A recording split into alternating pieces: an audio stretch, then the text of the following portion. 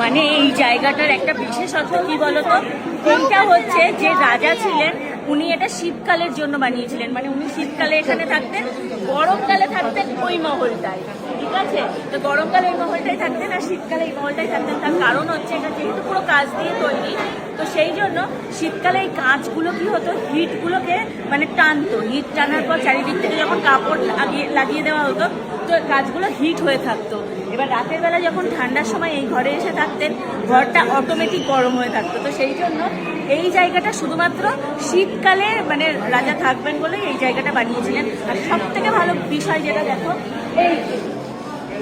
এই যে সাইডের এই যে গোল্ডেন পার্টটা, এই যে মিডিলে গোল্ডেন এবং সাইডের বর্ডার যে গোল্ডেন, এইগুলো কিন্তু একদম পিওর সোনা, মানে পিওর গোল্ড। এগুলো গোল্ড দিয়ে তৈরি।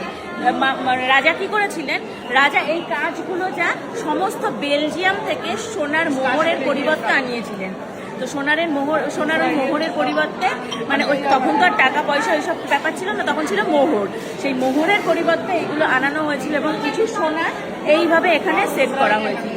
এবার এখানে যেহেতু কিছু মানুষ ঢুকে খুঁটে নষ্ট করে দেয়, তো সেই জন্য এখানে এখন ব্যারিকেড করে দেওয়া, এখন ভেতরে ঢুকতে দেয় না। এবং ভেতরেও পুরো সোনার কাজ করা, পুরো বর্ডার সোনার কাজ করা। তোমাদেরকে দেখাতে পারলাম না, শুধু বাইরেটুকুনি দেখালাম। দারুণ একটা জায়গা। তো চলো, এই রাজারই হচ্ছে 12টা রানী ছিল, 12টা রানীর জন্য উনি 12টা মহল তৈরি করে দিয়েছিল।